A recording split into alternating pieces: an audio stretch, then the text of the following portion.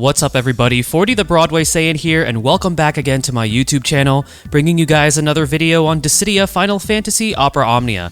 In today's video, I have another burst evaluation video for you guys. This time we're going to be taking a look at Terra and Garland, as they are going to be the next burst candidates coming soon to Global Opera Omnia. But before we talk about that, if you guys are brand new to the channel, be sure to hit that subscribe button and turn on that notification bell. That way you guys are not missing out on future uploads. And if you guys enjoy what you see on this channel, hit that like button and share this video, as it does help me out.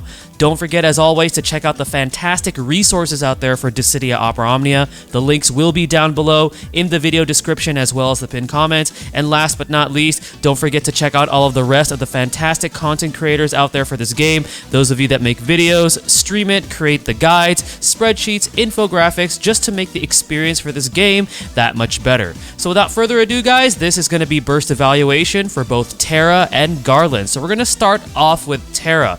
So Terra, first of all, will get a rework, and I am going to be covering that when this actually gets closer to release on Global Opera Omnia, but we're going to be taking a look at the highlights of her LD and her burst weapon.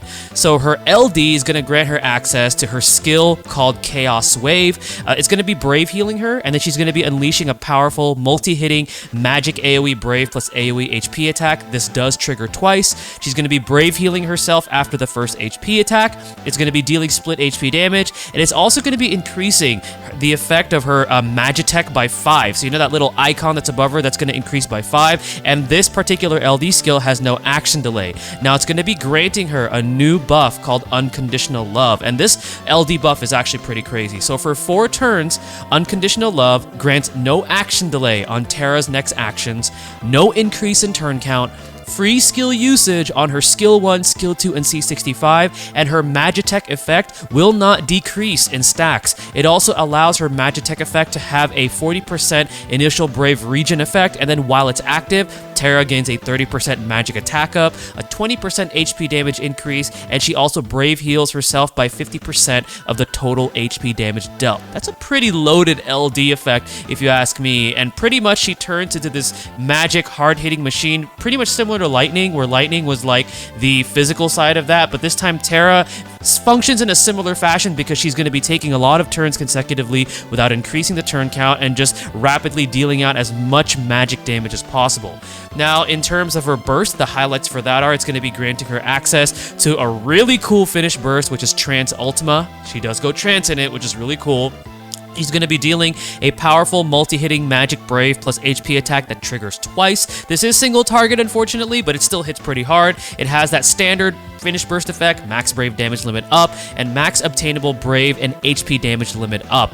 Now, the party-wide burst effect for this one lasts for 10 turns, and it grants the party a 30% increased stolen and gain Brave overflow, 20% HP damage up when breaking or attacking a broken target, 20% max and HP damage limit, and also heals Brave by the 50% of the total HP damage dealt. So my thoughts on this: obviously the highlight is going to be that LD. She pretty much turns into Magic Lightning, is what players coined her when she got this. It's pretty insane. However, because she is a damage dealing unit and focuses solely on dealing a lot of damage, I actually think her burst is worth the pickup, and I'm really starting to see this more while playing both versions of the game, both JP and also Global, that generally what's going to happen is that let's say you have a support character like Paladin Cecil with his burst, and then you're going to have like a damage dealer like Squall.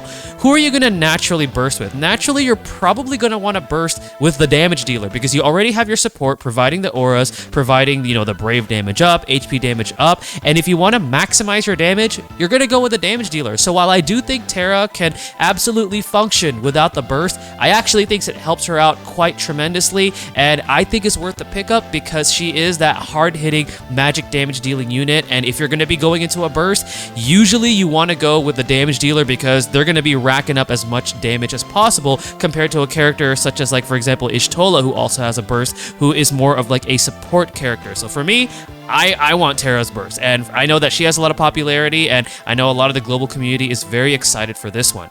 Now, the next one we're going to be talking about is the next burst candidate coming out to global soon, which is going to be Garland. His is going to be coming out after Terra's. Now, Garland's LD is a repeat, so what we're going to do is focus first on the LD board highlights. So when he gets his LD board, his skill, Bind of Chaos, and its plus variant is going to hit harder, and now instead of dealing 1 HP attack, he's going to be dealing 2. He's also going to be adding 2 turns to his special effect, which is Chains of Time, that little icon above his head, and then it's going to be adding the following new effects to Chains of Time. So remember, Chains of Time stacks, and based on the stacks, it's going to be increasing brave damage dealt up to 50%, increase HP damage dealt up to 30%, increase stolen brave overflow up to 40%, and it also extends any self-granted buffs that Garland grants to himself by 1 turn, and then while it's active, it's going to allow Garland to trigger a follow-up brave plus HP attack that triggers twice after he deals HP damage. So a very, very massive upgrade, in my opinion, for Garland, not only with the follow-up, but look at those effects. Every time the stack increases, he's going to just be dealing more and more damage, and let's not forget, he is kind of like a delay king, where as long as like one of his buffs are active or something like that, he deals damage, he's going to be delaying the target by a turn. So building stacks with him and upkeeping that effect is pretty easy for Garland, even more so now, and not only that, but he's dealing more damage with the follow-up attack, making him more efficient. Now, his burst highlights. So first of all, he's going to be dishing out a very powerful multi-hitting melee AoE brave plus AoE HP attack. This has a split HP damage. It has that standard max brave damage limit up and max obtainable brave and HP damage limit up. Now, the party-wide burst effect for this is also pretty crazy. This one lasts for 6 turns, and it grants the party brave damage increase up to 50%, HP damage increase up to 30%, increase max brave damage limit up to 40%, increase stolen brave overflow up to 40%, and now these effects, the stack increases because the burst effect for Garland is, does have stacks. It increases up to 5 after a party member takes a turn. It will reset to 1 if an enemy does take a turn. Now think about it, guys. That's stacks with his LD. Now Garland obviously will benefit from it both, but even the party just benefiting from that burst effect is quite crazy. And remember, in order to keep the stacks high, you want to be sure that your allies are taking as many turns as possible. With Garland on the field, that's actually pretty easy because Garland is going to be delaying enemies, making sure they never get a turn, and then afterwards, because your Garland and the party members are going to be taking turns, it's going to effectively increase the stack of that burst effect. Like, imagine having Garland in your party with like Terra, right? Like having that burst effect and then having Terra take advantage of her LD. Pretty insane, right? So for Garland, guys, it's the same deal with me. He's a damage dealer, and for a damage dealer, actually has a quite powerful burst effect for the party, because most burst effects for damage dealers, they're pretty good, and some of them are subpar, some of them are great. Garland's is like exceptionally like good. Like it's crazy. Like 40% brave damage limit up, up to 30% HP damage increase for the party, and up to 50% brave damage increase. Pair that up with some crazy effects, like for example, like Jack's LD call, or for example, Kurisame's debuff with the HP damage up. You can do some pretty insane combos with this particular burst effect. So for me, guys, same thing with Terra. I definitely want to go for that BT, since I do plan on using Garland as well. I know that both of these BTs and LDs do have a lot of hype behind them, and rightfully so. Both of them are extremely powerful, and definitely I think worth a pickup if you have the resources to do so.